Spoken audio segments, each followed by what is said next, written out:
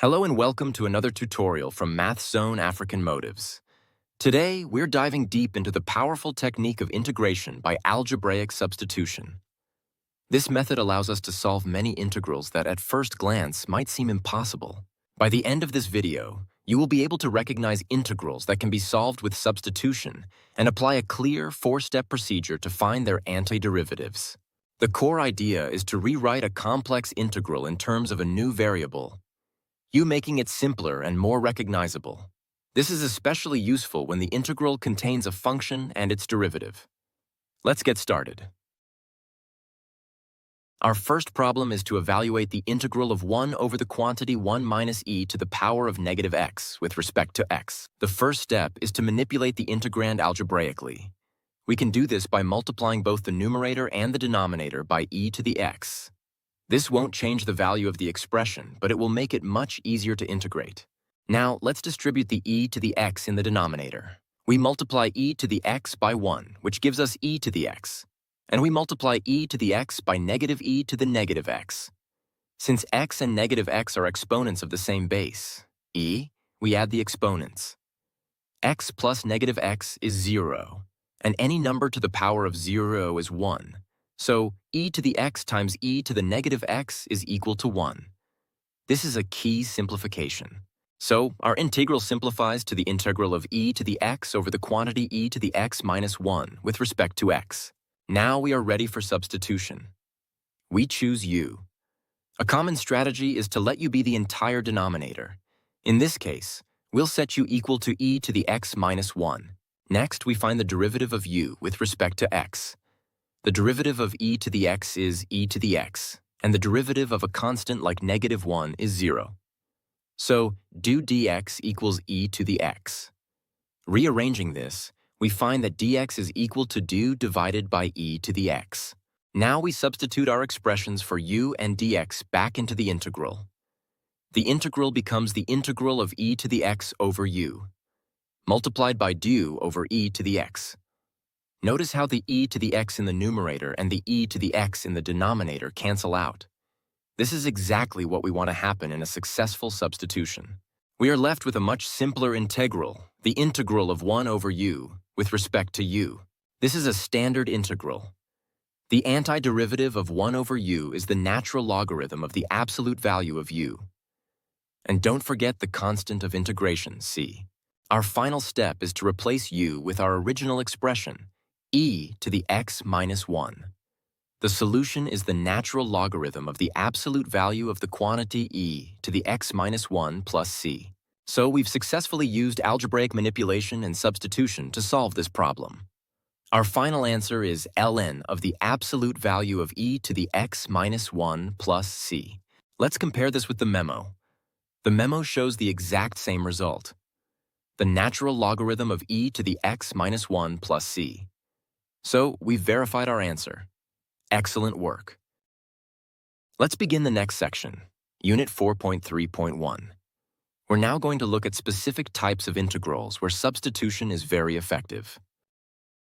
Our focus will be on integrals of the form function to the power of n times its derivative, the derivative divided by the function, and e to the power of a function times its derivative.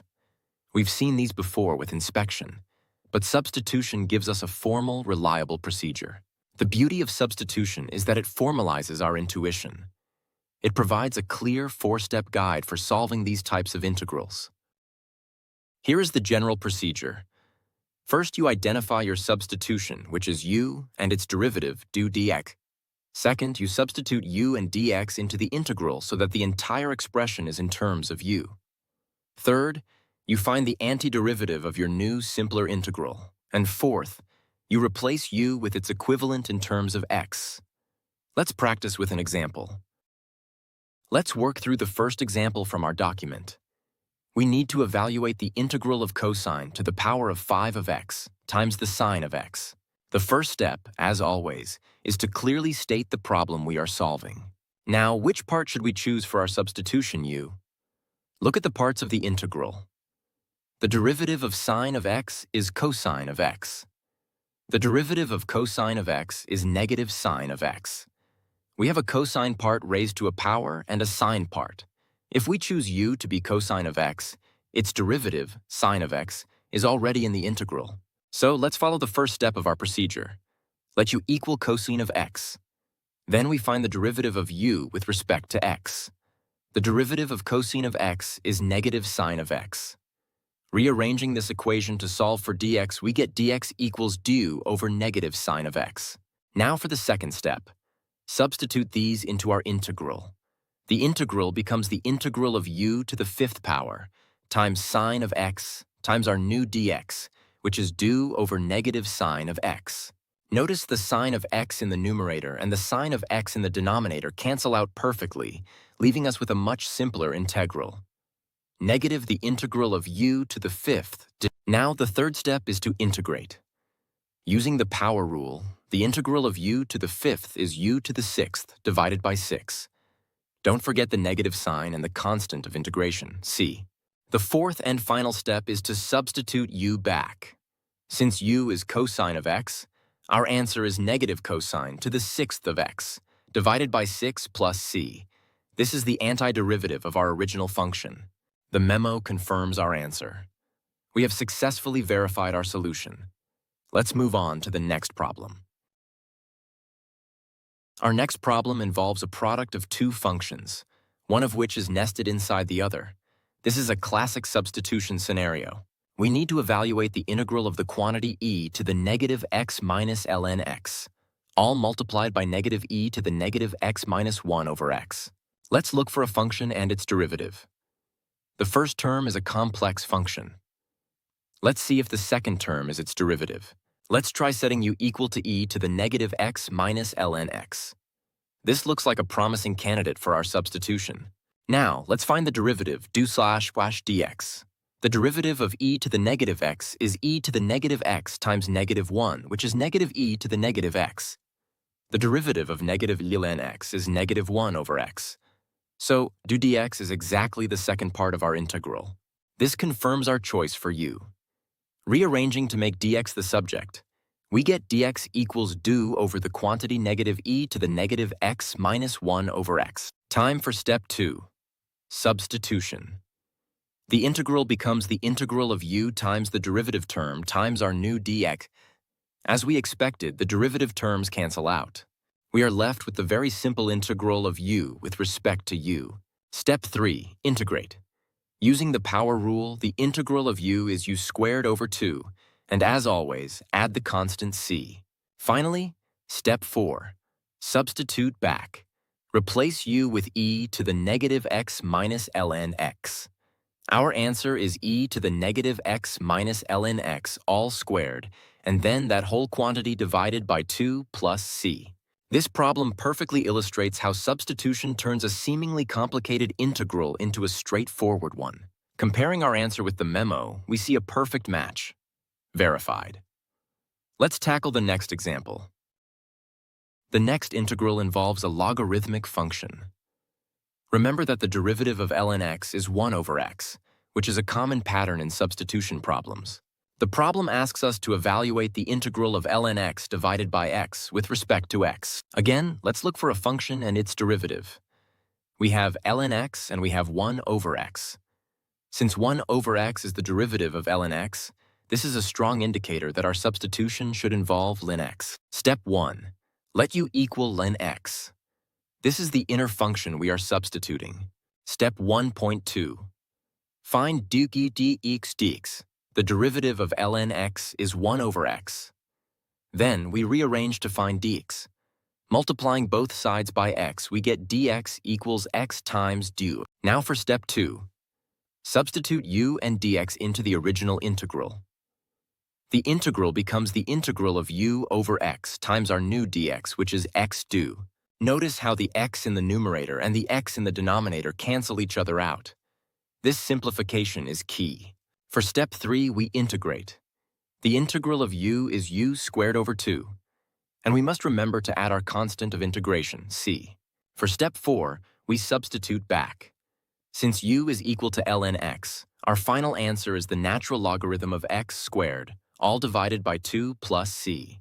This problem shows how simple substitution can be when you recognize the function derivative pair within the integral. The memo confirms our answer. It is the same. Let's tackle the next one. Our fourth example is very similar to the third one, building on the same concept of using the properties of logarithms and their derivatives. We are asked to find the integral of 1 over the product of x and the natural logarithm of x. Just like the last problem, we see a function, ln x, and its derivative, 1x, within the integral. The term 1 over x can be thought of as a part of the integrand. For step 1, we again let you equal the natural logarithm of x. We calculate its derivative. The derivative of u with respect to x is 1 over x. Rearranging for dx, we find that dx is equal to x times du. Now for step 2, we substitute these into our integral. The integral becomes the integral of 1 over the quantity x times u, multiplied by our new d, which is x du. Once again, the x in the numerator and the x in the denominator cancel out, leaving us with a very simple integral, the integral of 1 over u. Step 3. We integrate. The antiderivative of 1 over u is the natural logarithm of the absolute value of u. And, of course, the constant of integration, c. For our final step, we substitute back. Replacing u with ln x, our answer is the natural logarithm of the absolute value of the natural logarithm of x plus c. The memo confirms our answer. It is the same. We have verified our solution. Let's move on to the fifth example. Our next problem looks a bit more complicated at first, but with a little algebraic manipulation, it becomes straightforward. We need to evaluate the integral of 1 divided by the sum of x and 1 over. Step 1 is to simplify the integrand. We need to combine the terms in the denominator. The common denominator for x and 1 over x is x. So, x becomes x squared over x. We can then combine the fractions. The integrand becomes 1 over the quantity x squared plus 1 over x. Dividing by a fraction is the same as multiplying by its reciprocal. So, the integral simplifies to the integral of x over x squared plus 1.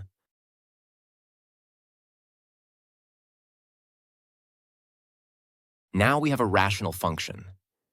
We look for a function and its derivative.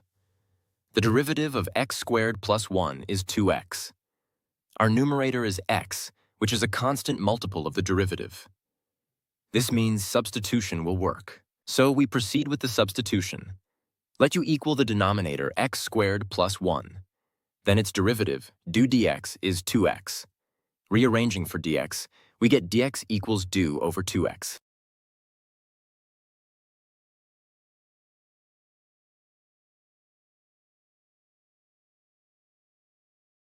Step 3. Substitute into the integral. We have the integral of x over u times du over 2x. The x's cancel, leaving us with 1/2 the integral of 1 over u. This confirms our strategy was correct.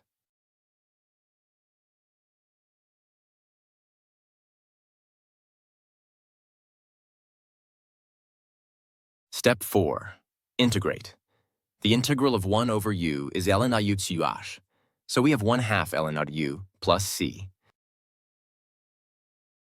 Step 5. Substitute back. Replacing u with x squared plus 1, we get 1/2 ln of the absolute value of x squared plus 1 plus c. Alternatively, because x squared plus 1 is always positive, we don't need the absolute value signs. The memo simplifies the answer further, using the property of logarithms that k times ln a equals ln of a to the power of k. So 1/2 ln of x squared plus 1 becomes the natural log of the square root of x squared plus 1. The memo confirms our answer. It is correct. Let's move on to the final example in this set. Our last example for this set involves trigonometric functions and shows how to handle constant multiples. We need to evaluate the integral of sine to the 5th of 2x divided by secant of 2x. First, we should simplify the integrand using trigonometric identities. Remember that secant of an angle is 1 over cosine of that angle. So we can rewrite secant of 2x as 1 over cosine of 2x. Dividing by a fraction is the same as multiplying by its reciprocal. The integral becomes sine to the 5th of 2x times cosine of 2x. Now this looks very familiar. It's a function sine of 2x raised to a power multiplied by a constant multiple of its derivative. The derivative of sine of 2x is 2 times cosine of 2x. Our numerator has cosine of 2x. Let's perform the substitution. We let u equal sine of 2x. Then do dx is 2 cosine of 2x. Rearranging for dx, we get dx equals do over 2 cosine of 2x. Now we substitute into our integral. It becomes the integral of u to the fifth times cosine of 2x times do over 2 cosine of 2x. The cosine terms cancel, leaving us with a 1/2 integral of u to the fifth do.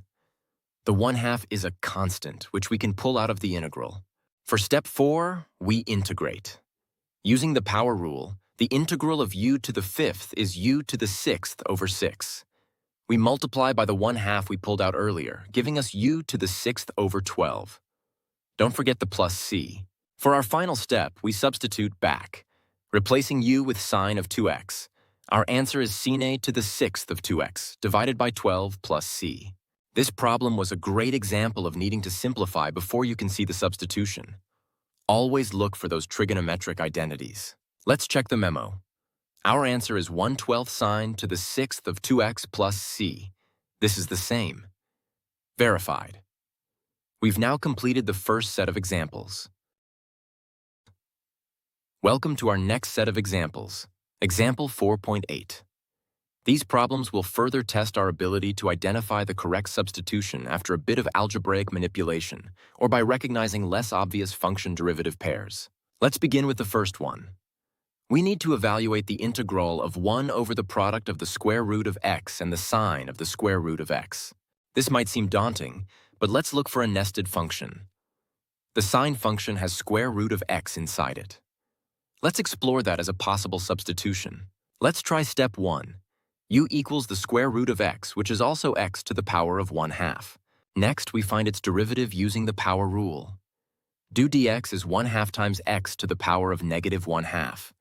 We can rewrite x to the power of negative 1/2 as 1 over the square root of x. So do dx is 1 over 2 times the square root of x. Rearranging for dx, we get dx equals 2 times the square root of x times do. Now for step 2. Substitute into the integral. We replace sine of square root of x with sine of u, and dx with 2 root x do. Look closely. We have a root x in the denominator and a root x in the term for dx. They cancel out. This leaves us with 2 times the integral of 1 over sin of u. And we know that 1 over sin is cosecant. Now for step 3, we integrate. The integral of cosecant is negative natural log of the absolute value of cosecant u plus cotangent u. And finally, for step 4, we substitute u back. Our final answer is negative 2 times ln of the absolute value of cosecant of square root of x plus cotangent of square root of x plus c. Let's verify this with the memo. The memo uses a slightly different form. 2 times ln of absolute value of cosecant u minus cotangent u. This is just a different but equivalent form of the antiderivative of cosecant. Both answers are correct. Verified.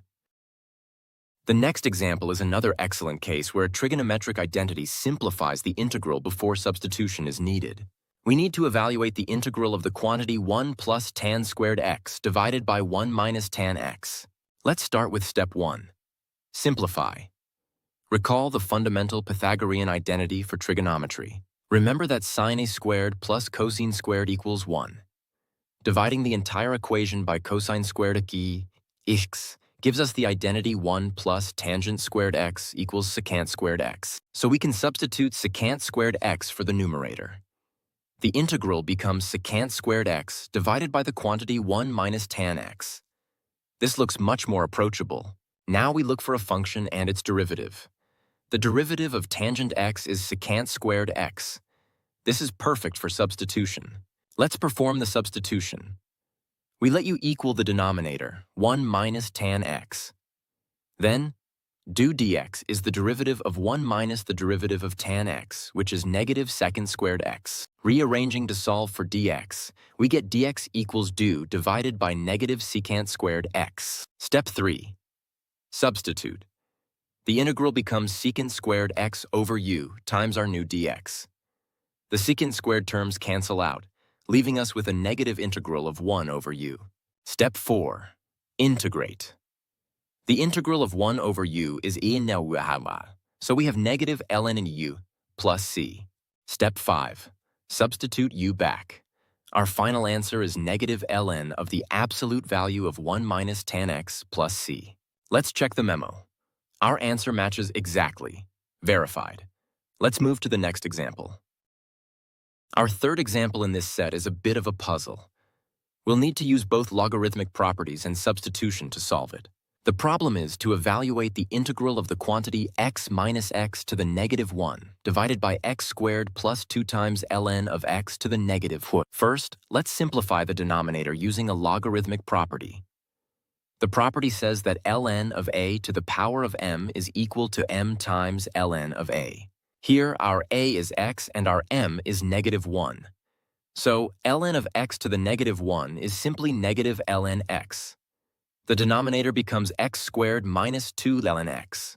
The integral can now be written as x minus 1 over x, divided by x squared minus 2 ln x. Notice I also rewrote x to the negative 1 as 1 over x. Now, let's look for a function and its derivative. Let's try making the entire denominator our u. So we set to equal to x squared minus 2 length. Next, we find its derivative. The derivative of x squared is 2x. The derivative of negative 2 ln x is negative 2 times 1 over x. This is 2x minus 2 over x. Rearranging for dx, we get dx equals do over 2x minus 2 over x. We can factor out a 2 from the denominator to get 2 times x minus 1 over x. Now for step 2. Substitution. The integral becomes the integral of our numerator divided by u, all multiplied by dx. The term x minus 1 over x cancels out, and we are left with a 1/2 integral of 1 over u. Step 3. Integrate. This gives us 1/2 ln u plus c. Step 4. Substitute u back. Our answer is 1/2 times the natural logarithm of the absolute value of x squared minus 2 ln x plus c. Let's compare this to the memo. The memo's answer is a bit different. Let's see if we can manipulate our answer to match. The memo has 2 ln x1 in the final answer. Let's rewrite our ln x1 back to ln xs. It matches, so our answer is correct, verified. Let's move on to the fourth example in this set, which again involves a composite function with a trigonometric component. We need to evaluate the integral of x over cosine squared of x squared. Step 1. Let's simplify the integrand. We can rewrite 1 over cosine squared as secant squared. This gives us the integral of x times secant squared of x squared. This looks like a classic substitution problem. Now we look for a function and its derivative. The derivative of x squared is 2x. We have x in the numerator. This is a constant multiple of the derivative, so we can use substitution. Step 2. Substitute. Let u equal the inner function x squared. Then its derivative, do dx, 2x. Rearranging for dx, we get dx equals do divided by 2x. Step 3.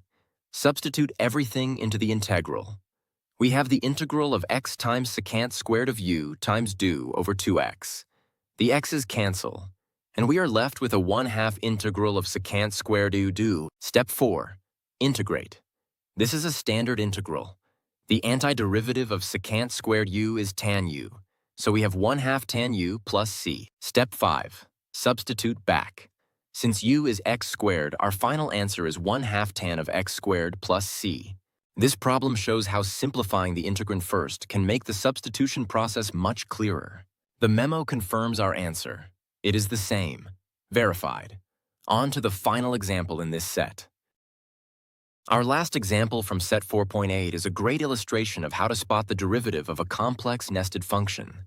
We need to evaluate the integral of the tangent of e to the x times e to the x times secant squared of e to the x. The key here is to look for the outer function and its derivative. We have a tangent function, and we have a secant squared function. We know the derivative of tan of some quantity is secant squared of that same quantity. In our case, the quantity is e to the x. This gives us a strong hint for our substitution. We should let u equal tan of e to the x. Now, let's find the derivative du soit dx. Using the chain rule, the derivative of the outer function tan is secant squared. The inner function is e to the x. So we have secant squared of e to the x. Then we multiply by the derivative of the inner function. The derivative of e to the x is e to the x. So du dx is e to the x times secant squared of e to the x. This is perfect. This derivative is exactly a part of our original integrand. This confirms our substitution choice. Rearranging to solve for dx, we get dx equals du divided by e to the x secant squared of e to the x. Step 3. Substitute everything into the integral. We replace tan of e to the x with u and dx with our new expression. Notice how the entire derivative term, e to the x secant squared of e to the x, cancels out. We are left with the integral of u du. Step 4. Integrate. The integral of u is u squared over 2 plus c. Step 5. Substitute back. Replacing u with tan of e to the x, our final answer is the tangent of e to the x squared divided by 2 plus c. Or we can write it as tan squared of e to the x over 2 plus c. Let's check the memo. Our answer matches. Verified. Let's move on to example 4.9. We're now starting example 4.9. The problems in this set will highlight an important point about substitution, that sometimes there is more than one valid way to do it, and they all lead to equivalent answers. Let's evaluate the integral of sine x times cosine x. This integral has a sine part and a cosine part. Let's think about their derivatives. The derivative of sine is cosine. The derivative of cosine is negative sine. This means we have two potential choices for u.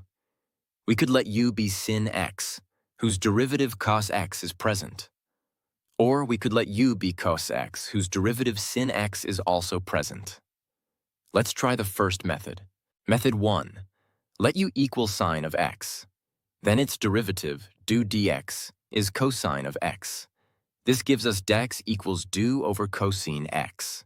Substituting these into the integral, we get the integral of u times cosine x times du over cosine x. The cosine x terms cancel, leaving us with the integral of u du, and the result is u squared over 2 plus c. Substituting back, we get sine squared x over 2 plus c. Great, that's one possible answer. Now let's try the other substitution. Method 2, let u equal cosine of x.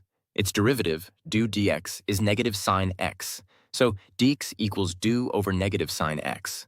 Substituting into the integral gives us sine x times u times du over negative sine x. The sine x terms cancel, and we are left with the integral of negative u du. The result is negative u squared over 2 plus c. Substituting back gives us negative cosine squared x over 2 plus c. So now we have two answers. Let's check them against the memo. The memo shows our first answer, sin squared x over 2 plus c. Both are verified. But are they equivalent? Yes. The two answers differ by a constant.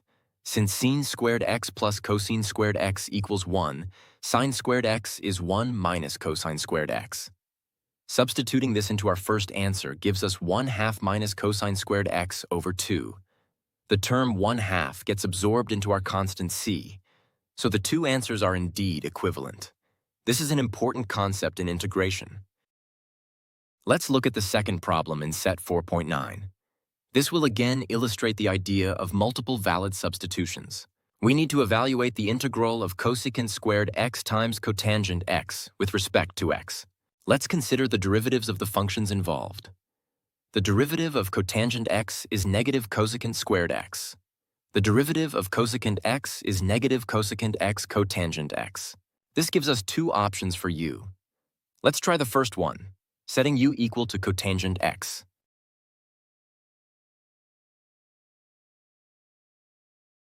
Method 1.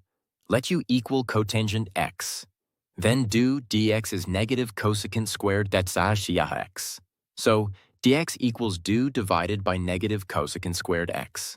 Substituting this into the integral, we get the integral of cosecant squared x times u times du over negative cosecant squared x. The cosecant squared terms cancel, leaving us with the integral of negative u du. The result is negative u squared over 2 plus c. Substituting back gives us negative cotangent squared x over 2 plus c. That's one answer. Now let's try the second substitution, just to see that it works as well. Method 2. Let u equal cosecant x. Then its derivative is negative cosecant x cotangent x.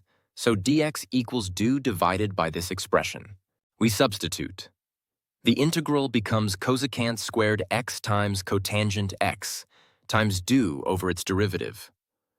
One cosecant x and the cotangent x cancel. We are left with the integral of negative cosecant x. This looks tricky, but we know the integral of negative cosecant x cotangent x is cosecant x.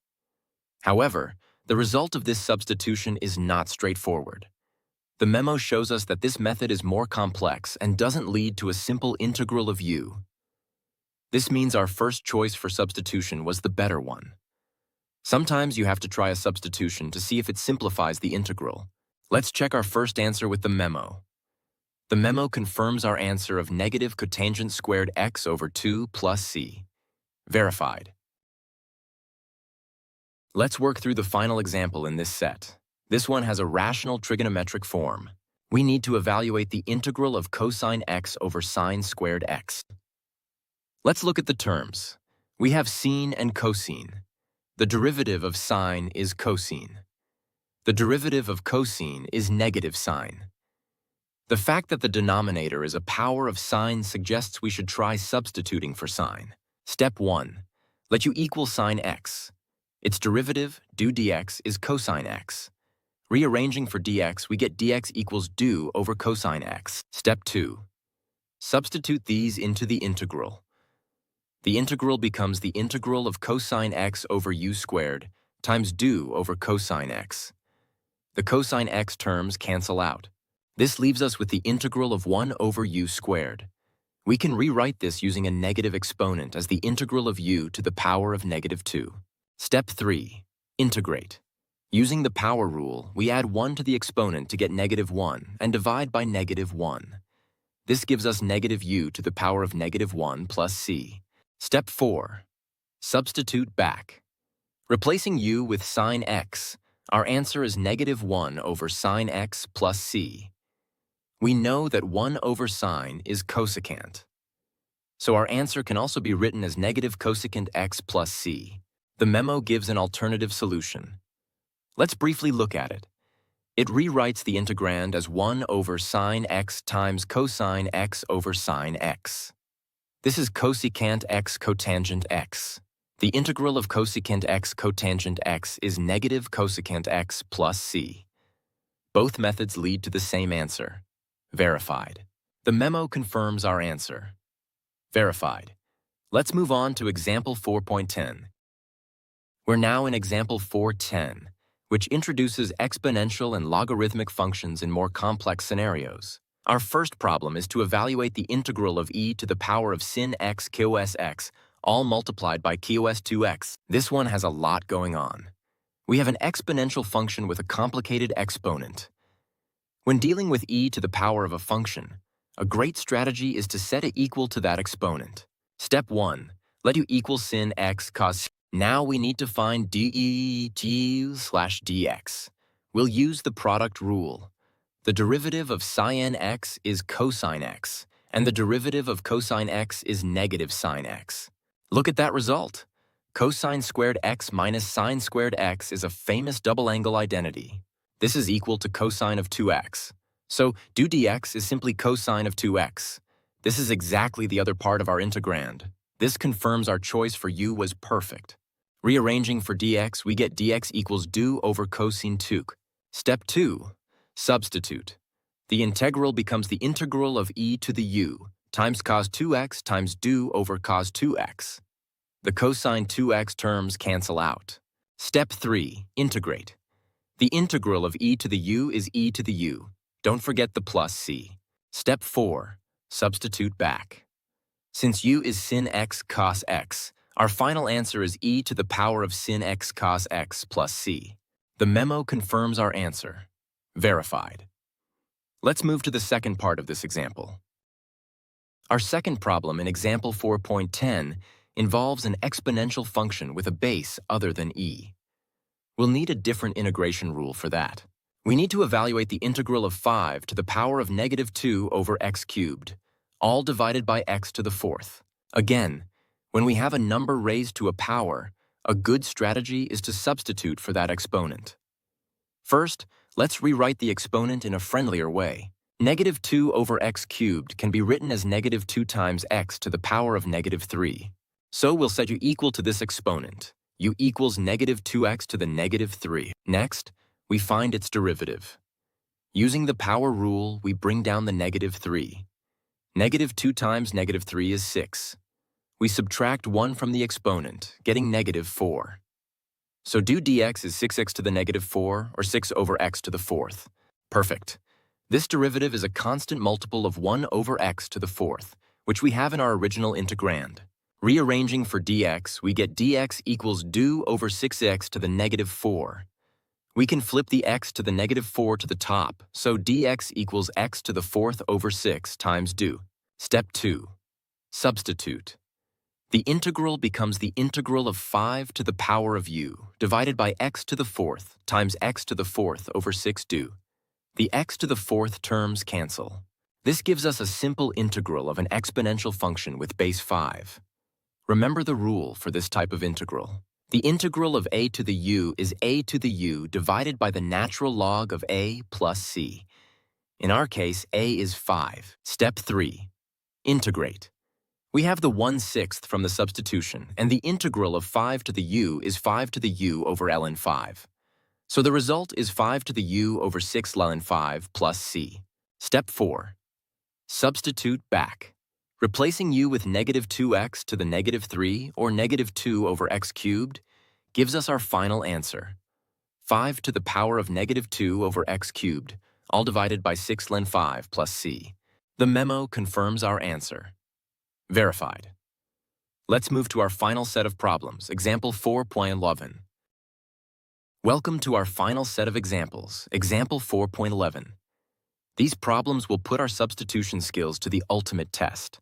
The first problem is to evaluate the integral of cosine x divided by the product of 1 plus sin x and the natural logarithm of 1 plus sin x. This integrand has multiple layers of complexity. Let's start with the innermost function.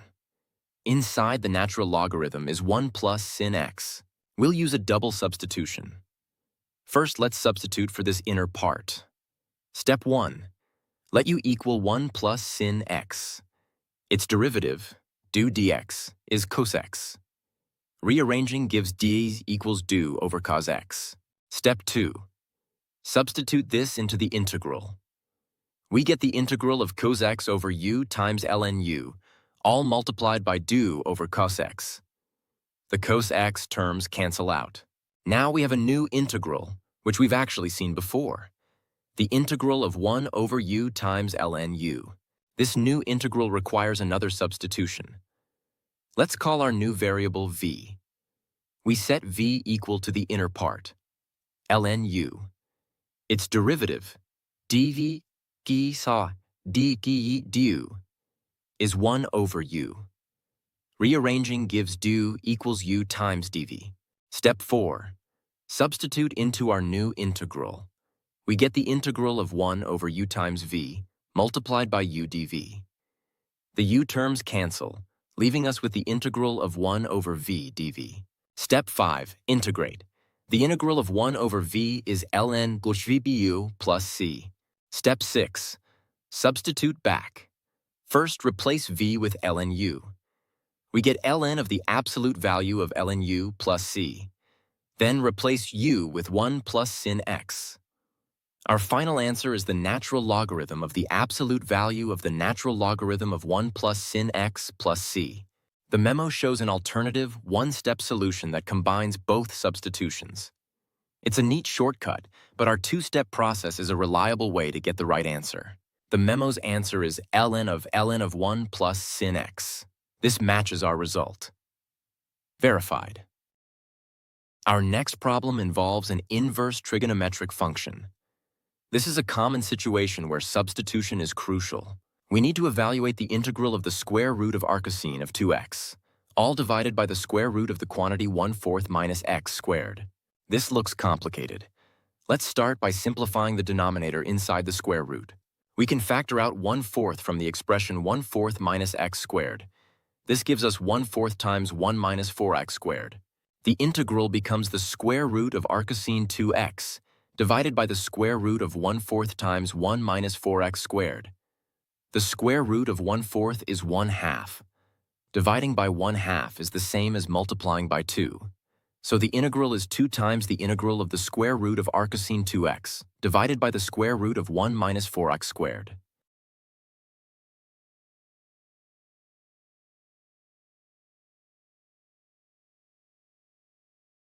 Now let's find the derivative of arccosine 2x. This is a key step. Recall that the derivative of arccosine u is -1 over the square root of 1 minus u squared times u prime. Here u is 2x and u prime is 2. So the derivative is -2 over the square root of 1 minus 4x squared.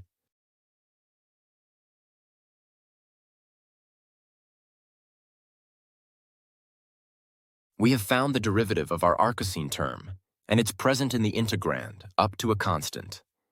This means we should set u equal to arccosine 2x. Step 2. Let u equal arccosine 2x.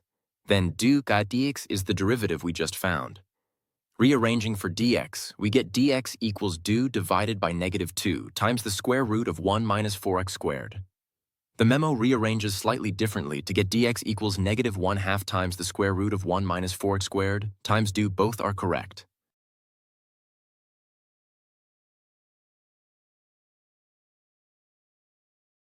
Step 3. Substitute. Our integral is 2 times the integral of root u divided by the square root of 1 minus 4x squared, all multiplied by our new dx. Notice that the square root terms cancel out.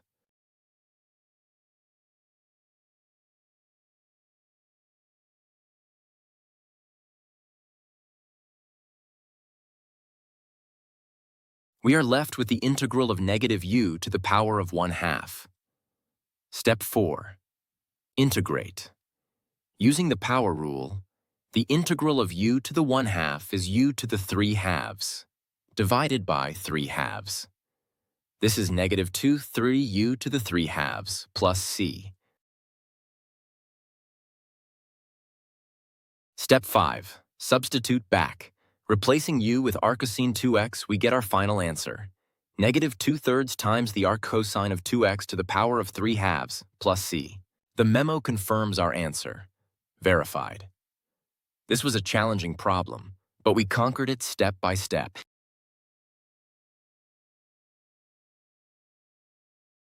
Let's move on to the third and fourth parts of this example. These integrals are simpler, but they are great practice. The third problem is to evaluate the integral of the quantity x over x squared minus 1 plus 1 over x minus 1. First, we use the property of integrals that allows us to integrate each term separately.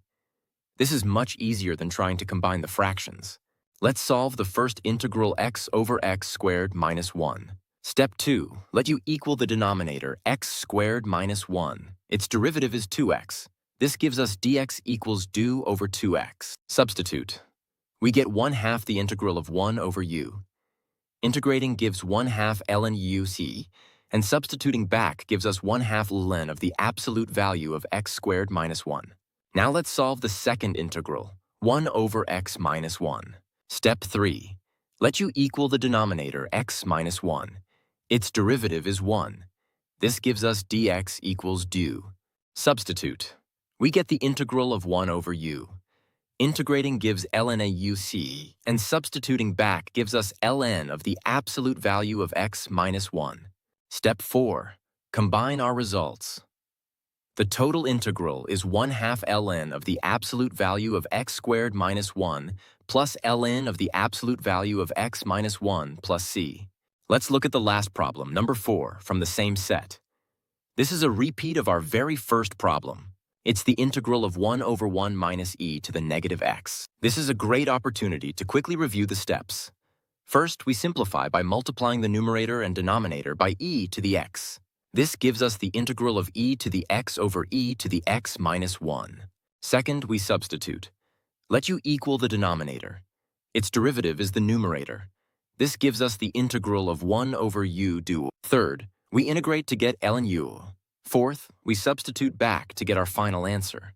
The memo confirms our answers for both parts 3 and 4. Verified. And with that, we've completed all the examples from our document. Let's quickly recap what we've learned today. We learned that substitution is a powerful tool for integrating complex functions. The process involves identifying a substitution u, calculating its derivative du dx, substituting both into the integral, integrating the simpler function in terms of u, and finally substituting back to get the answer in terms of x. Key is identifying the inner function u and its derivative f x dx. We also saw that recognizing the pattern of a function and its derivative, often after some algebraic or trigonometric simplification, is the key to choosing the correct substitution. We worked through a variety of examples, from simple polynomials to complex inverse trigonometric and logarithmic functions. We saw that sometimes there's more than one way to make a substitution, and that algebra is your best friend when faced with complicated integrals. The more you practice this method, the more intuitive it will become. Thank you for joining this tutorial. Subscribe for more tutorials from Math Zone African Motives. See you next time.